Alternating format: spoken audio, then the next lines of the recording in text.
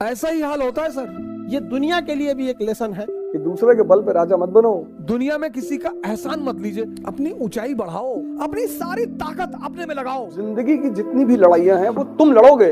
America को खत्म कर देंगे, अमेरिका को। आपकी खुद की परछाई भी ना अंधेरे में आपका साथ छोड़ देती है। जो दूसरे के अधीन है उसको सपने में भी सुख नहीं। जब तक तुम कमजोर हो, जब तक तुम डिपेंडेंट हो, तुम्हारा शोषण होगा। नियम है,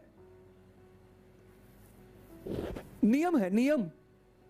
1996 में एनपीटी के समझौते के तहत यूक्रेन ने अपना 200 परमाणु बम वापस दे दिया। किसको? रूस को दे दिया। अगर ये परमाणु बम नहीं दिया रहता ना तो ये मामला कुछ और रहता। समझे? तो ये परमाणु बम कितने शक्तिशाली है, कोई भी परमाणु संपन्न देश पर हमला नहीं करता है। क्योंकि जब तक तुम कमजोर रहोगे तुम्हारा शोषण होगा। तुम किसी भी जाति के हो, किसी भी धर्म के हो, क्या फर्क पड़ता है? हालांकि यूक्रेन के जो प्रेसिडेंट है ज़ेलेंस्की, वो भी जीव यानी यहूदी हैं और इजराइल भी यहूदी है। अब ये उसका मदद नहीं करा क्योंकि भैया देश सर्वोपरि होता है। अपने देश को काहे लिए हम रिस्क में डालेंगे? लेकिन देश के नागरिकों को भी सोचना चाहिए। किसी देश को इतना टॉर्चर मत करो। रूस को अपनी सुरक्षा चिंताओं को ध्यान में रखना पड़ेगा। हमको बड़ा कड़ा शब्द में बोलना पड़ता है, लेकिन ये बात जरूर है कि अगर यूक्रेन आज आंसू नहीं बहाएगा तो कल यूक्रेन की वजह से रूस को खून के आंसू बहाने पड़ेंगे। क्योंकि नाटो धीरे धीरे पैर पसार रहा है। 15 देशों को तोड़ दिया नाटो ने। ये जितने रेड कलर के हैं सब नाटो के देश। अब आप ही बताइए, यहाँ पर रूस है। रूस के सिधाने इतने दुश्मन देश है। रूस अगर इनमें से किसी एक को मारेगा ना तो ये सब मिलकर मारेंगे। तो रूस को तो पूरी तरह से बर्बाद करने का प्लान है नाटो वालों का। यूक्रेन को सबक सिखाने के लिए रूस ने क्या किया? एक तो 2014 में क्रीमिया को हड़प लिया। क्रीमिया पे हड़पने के कारण ये एजोव सागर पूरी तरह से रूस के कब्जा में आ गया। इसके बाद यहाँ डोनस तथा लुहांस, ये दो शहरों को, दो जगहों को विद्रोहियों को खड़ा किया और अपने सैनिकों को यहाँ भेज दिया। और वो सैनिक जो थे वो सादी वर्दी में थे और विद्रोह कर दिए और कहें, और रूस ने इसको मान्यता दे दिया कि ये अलग देश है और इन अलग देश है। और यहाँ अपनी पूरी तरह सेना उतार दिया। इसमें पूरी तरह रूस की सेना आ गई। यहाँ रूस की सेना पहले से थी। रूस बहुत ही सावधानी से चल रहा था। ये ऊपर का देश है बेलारूस। यहाँ रूस अपनी पूरी सेना भरे हुए है ताकि इधर से हमला करना होगा तो कर ही देगा। ये रूस है, इधर से हमला आराम से कर देगा। और यहाँ से तो रूस घुस ही चुका है। क्रीमिया में पहले से कब्जा किया था। ये नौसेना लगा के यहाँ से चल जाएगा। चौतरफा हमला कर देगा यूक्रेन के ऊपर रूस। यूक्रेन को ये समझना चाहिए, आने वाले खतरों को भांपना चाहिए। दूसरे के दम पर आप किसी ऐसे आदमी से आप खतरा नहीं मोल सकते हैं। कि दूसरे के बल पे राजा मत बनो।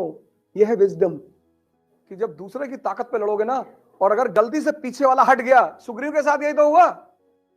रामचरितमानस के सुग्रीव, राम ने कहा जाओ, हम खड़े हैं पीछे। पहली राउंड में बाली ने बहुत मार मारा इनको। कोई मदद के लिए नहीं आया। ये दुनिया के लिए भी एक लेसन है कि जब तक अपने पैर पे नहीं खड़े रहेंगे तब तक कोई मदद करने के लिए नहीं आएगा। कोई आएगा कैसे मदद करने के लिए आपके ऊपर? आपकी खुद की परछाई भी ना अंधेरे में आपका साथ छोड़ देती है। तो दूसरे से क्या उम्मीद कर रहे हैं? मुसीबत पड़ने पे हर इंसान साथ छोड़ देती है, जब अंधेरे में परछाई ने छोड़ दिया तो। जिंदगी की जितनी भी लड़ाइयां हैं वो तुम लड़ोगे। इसलिए बड़े सारे माँ बाप बड़े प्रोटेक्टिव होते हैं, बर्बाद करते हैं अपने लड़कों को। बाहर नहीं जाने देते, ये नहीं करने, कुछ सामान छोटा छोटा छूट देनी चाहिए माँ बाप को बचपन से ही। गलती करोगे तभी तो सीखोगे। तब सबसे अच्छा तरीका सीखने का है गलती करके। दिल्ली गए, कोई कानपुर का लड़का मिल गया, दोस्ती कर लिए, 2-3 दिन साथ में रहे, चौथे दिन तुम्हारा लैपटॉप मोबाइल लेके गायब हो गया। अब दुनिया में जब भी आप किसी के सहारे जीते हैं, किसी का मत खाइए सर। किसी से अगर 1 रुपये खा रहे हैं तो उसे 2 रुपये खिलाइए, और अगर नहीं खा सकते हैं तो किसी का खाइए भी मत। मिर्जापुर में ललित का हाल देखे ना, ऐसे ही हाल होता है जो दूसरों के सहारे जिंदा रहते हैं। ऐसा ही हाल होता है सर। अगर आप किसी पर 1 रुपया नहीं खर्चा कर सकते हैं तो उसका 1 रुपया अपने ऊपर खर्चा मत होने दीजिए।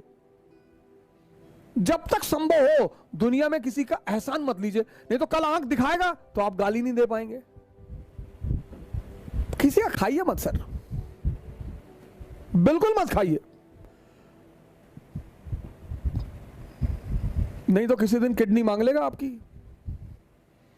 खिलाएगा, पिलाएगा, जूता पहनाएगा, नाइक का, रेडॉस का। या नेता लोग क्या कहते हैं, भाई है हमारा।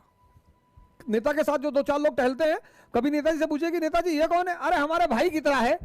और किसी दिन ले आके ललित वाला हाल कर दिया।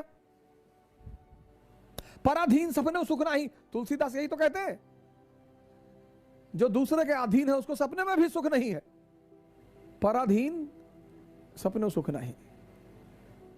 यूनाइटेड स्टेट्स ऑफ अमेरिका, सबकी तमन्ना है जाने की, कुछ लोगों की तमन्ना मिटाने की भी है। नंगे हैं, भूखे हैं, अमेरिका को खत्म कर देंगे। अमेरिका को किसी रॉकेट में बैठा के छोड़ देंगे, पता नहीं चलेगा किस ग्रह पे उतर गए जाके।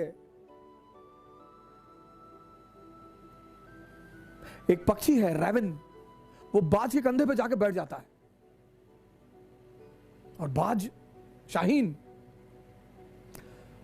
पक्षियों का राजा है शाहीन, शेर के मुंह से गोश्त निकाल लेता है। शेर जब उसकी आवाज सुनता है तो शेल्टर मांगने लगता है, भागने लगता है। उसके कंधे पे जाके रैवन नाम का पक्षी बैठ जाता है।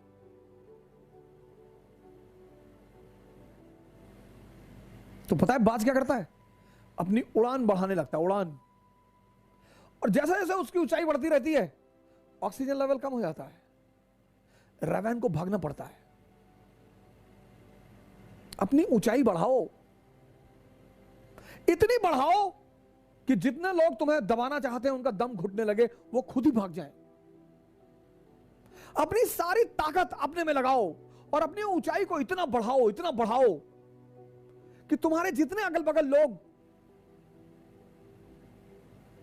भगवान के आशीर्वाद स्वरूप तुम्हारे पीछे पड़े हैं, उनका दम घुटने लगे।